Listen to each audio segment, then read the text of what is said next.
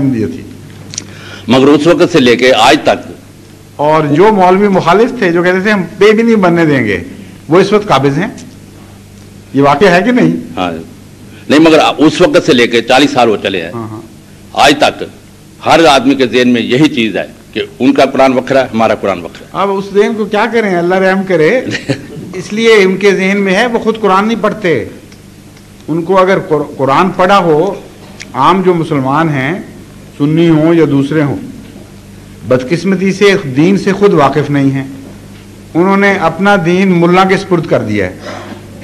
ان کا دین بس اتنا ہی ہے کہ جب وہ مریں تو ملا نہلا دے اور دعا کرا دے, جب وہ پیدا ہوں تو گڑتی دے دے اور اذان دے دے اور نکاح کی رسم کر دے. اس سے زیادہ ان کو پتہ نہیں کچھ دین کا. نماز پڑھنے بھی جائیں تو اکثر کو نماز کا ترجمہ نہیں آتا. قرآن شریف حفظ کرتے ہیں, اکثر حافظوں کو قرآن کریم کا ترجمہ نہیں, قرآن شریف حفظ کیا ہوا ہے. تو ان کو تعلیم کا ہی نہیں پتہ بیچاروں کو.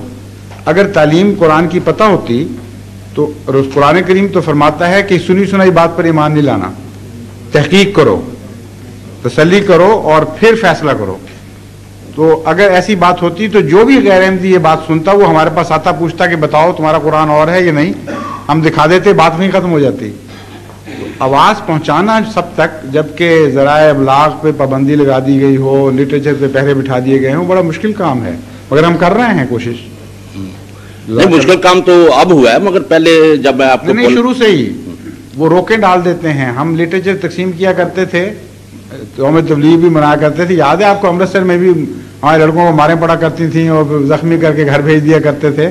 تم کون ہوتے ہو ہمیں بات پہنچانے والے؟ تو جب دیواریں کھڑی کی جاتی ہیں تو اس طرح ہو جاتی ہیں.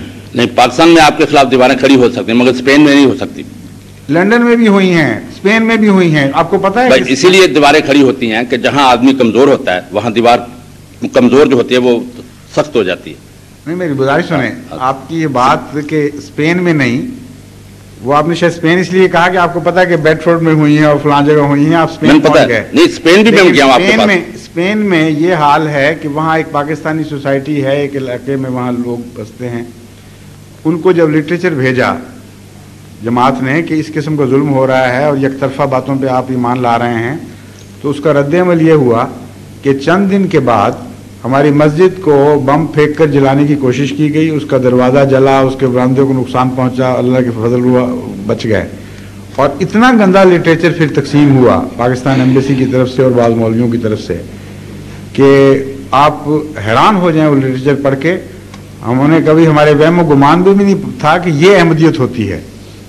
انہوں نے جو ہماری طرف احمدیت منسوخ کی ہوئی ہے وہ اتنا گندا مذہب ہے کہ اس سے نفرت کرنا ایک فطری امر ہے.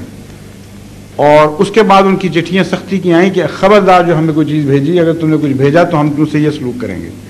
تو کون سی جگہ ہے جہاں بتائیں جہاں دیوار نہیں کھڑی ہوئی, اور کون سا زمانہ ہے جب نہیں ہوئی. یعنی جب سے حضرت آدم علیہ السلام تشریف لائے, مجھے کسی ایک نبی کا نام لیں, خواہ وہ شریعت لایا یا غیر شریعت والا ہو, اس کے ساتھ یہ سلوک نہ ہوا ہو. آپ کے علم میں ہے؟ ہاں بالکل. کون سا سلوک تو سب کے ساتھ ہی ہوا ہے. بالکل ٹھیک ہے, جزاک اللہ.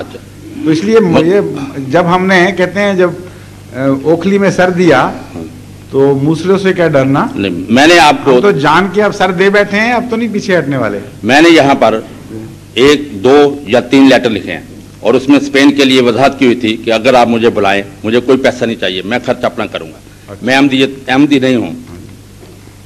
مگر مجھے تو نہیں کوئی خط ملا آپ کا ایسا. 2-3 خط ملے اور مجھے یہ بھی اطلاع ملا تھا میرا. نہیں, تو پھر مجھے یہ اطلاع ملی تھی, مجھے اطلاع ملی تھی بریڈ فورڈ سے کہ آپ کا خط مل گیا, آپ کو جواب آئے گا, مگر نہیں آیا. میں نے اس نے آفر کی تھی کہ اگر آپ مجھے بلائیں اور میرے ساتھ ڈسکس کریں تو اس میں ایسا پلان بن سکتا ہے کہ جس میں 1,00,000-1.5 لاکھ آدمی احمدی وہاں آباد ہو سکتا ہے اور اچھے کاروبار ہو سکتے ہیں, کیونکہ اسپین بہت بڑی کنٹری ہے. اس میں آدمی اس میں دلچسپی نہیں ہے امیگریشن کروانے میں. نہیں, امیگریشن ٹوٹنے کا سوال ہی نہیں ہے نا جی. نہیں, میرا مطلب اس کو چھوڑ دیں, اور دوستوں نے اور باتیں پوچھنی ہوں. چلو ٹھیک ہے, بات کریں, پھر ملیں گے. اچھا جی, السلام علیکم. شکریہ آپ کے. اب فرمائیے آپ مرزا صاحب, آپ تو احمدی ہیں, دوسروں کو پہلے موقع دیں نا. جی بالکل. کچھ ایک دو سوالات ہیں جو غیر احمدی دوستوں نہیں کرنے تھے، ٹھیک ہے، اور ان کے وہ کچھ نہیں خود نہیں کرنا چاہتے. بہت اچھا. تو ایک تو سوال یہ ہے کہ احمدیہ جماعت کو غیر مسلم قرار دینے کے بعد ان کی اذان روک دی گئی ہے. کیا کوئی واقعہ ایسا ہے حضرت رسول پاک صلی اللہ علیہ وسلم کے زمانہ میں کہ انہوں نے کسی غیر مسلم سے اذان دلوائی ہو یا اذان کسی غیر مسلم نے دی ہو؟ اگر ایسا واقعہ پیش آیا ہے تو وہ کب پیش آیا ہے، کہاں ہوا ہے، اور اگر وہ ہوا ہے تو اس کے ہوتے ہوئے آج کے جو مولوی ہیں وہ ان کا کیا جواز ہے کہ اگر ہمیں وہ غیر مسلم بھی سمجھتے ہیں تو اذان روکنے کا کیا حق ہے؟ اس کا سوال میں نے جیسا کہ پہلے کہا تھا، اس کا جواب دینا تو ان کا ذمہ ہے جو یہ کام کرتے ہیں. حضرت رسول اکرم صلی اللہ علیہ وآلہ وسلم ایک غزوے پہ تشریف لے جا رہے تھے، اور راستے میں ایک مشرک، حدیث میں لکھا ہوا مشرک لڑکا تھا، وہ ملا، اس سے آپ نے پوچھا اور وہ ساتھ رہا. اس نے اذان دیتے ہوئے صحابہ کو دیکھا اور اسے بہت پسند آئی اور اس نے سیکھ لی، اور اس نے پھر اذان دی اور سب بہت خوش ہوئے اس کی اذان سے. حضرت صلی اللہ علیہ وسلم نے بھی سنی. یہ جو واقعہ ہے اس حدیث کے، یعنی اس کا خلاصہ میں بیان کروں، حدیث کے الفاظ تو مختلف ہوں گے. یہ ہمارا جو حرف ناصحانہ چھوٹا سا کتابچہ ہے اس میں لکھا گیا تھا. آرڈیننس بننے سے پہلے یہ سارے امور ساری قوم تک بڑی کثرت سے پہنچائے گئے، اور اس کے نتیجے میں یہ کتاب فوراً ضبط کر لی گئی، اور تمام جو کارکن تھے جہاں جہاں قابو آئے ان کو مقدمے چلائے گئے. آج تک بھی ہمارے احمدی لڑکے جنہوں نے یہ کتاب تقسیم کی تھی وہ بعض مقدموں میں ملوث ہیں. اور ظلم کی بات یہ ہے کہ کتاب پہلے تقسیم کی ہے، ضبط بعد میں ہوئی ہے، اور مقدمہ اس جرم میں ہے جو ابھی بنتا ہی نہیں تھا. تو یہ تو حال ہو گیا وہاں. اس لیے پہلی بات تو یہ ہے کہ اذان دلوانا مشرک سے، باقی تو چھوڑے بات، حضرت صلی اللہ علیہ وآلہ وسلم کی سنت سے ثابت، اور اس پر پسندیدگی فرمائی آپ نے. دوسری بات یہ ہے کہ قرآن کریم کی اصولی تعلیم اتنی عظیم الشان اور وسیع ہے کہ اس کے ہوتے ہوئے اس قسم کا تنگ نظری کا مظاہرہ کسی مسلمان کو زیب ہی نہیں دیتا. قرآن کریم تو اہل کتاب کو، یہودیوں اور عیسائیوں کو بلاتا ہے اور فرماتا ہے تعالوا الی کلمۃ سواء بیننا و بینکم، تم آؤ اس کلمے کی طرف ہی آ جاؤ جو ہم دونوں کے درمیان مشترک ہے، اور اس مشترک کلمے میں ہم سے تعاون کرو.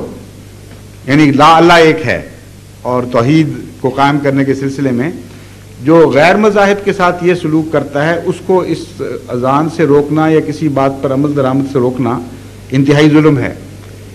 اسلام پر روکنا، اگر دو ہی باتیں ہو سکتی ہیں، ہم جو عمل کرتے ہیں وہ اسلام پر کر رہے ہیں یا غیر اسلامی حرکتیں کر رہے ہیں. اگر کلمہ پڑھنا غیر اسلامی ہے تو پھر بھی کچھ سوچ سکتا ہے آدمی بات کہ غیر اسلامی حرکت سے روکا جا رہا ہے. اگر نماز پڑھنا غیر اسلامی ہے تو پھر بھی سوچا جا سکتا ہے کہ یہ اس لیے روک رہے ہیں. السلام علیکم کہنا اگر غیر اسلامی ہے تو سوچا جا سکتا ہے کہ یہ غیر اسلامی حرکت سے روک رہے ہیں. اسلامی حرکتوں سے روک رہے ہیں، اور اپنی مسجدوں میں بھی اسلامی عبادت سے روک رہے ہیں، جبکہ حضرت اقدس محمد مصطفیٰ صلی اللہ علیہ وآلہ وسلم کی سنت یہ تھی کہ جب نجران کے عیسائیوں کا وفد آیا تو مسجد نبوی میں گفت و شنید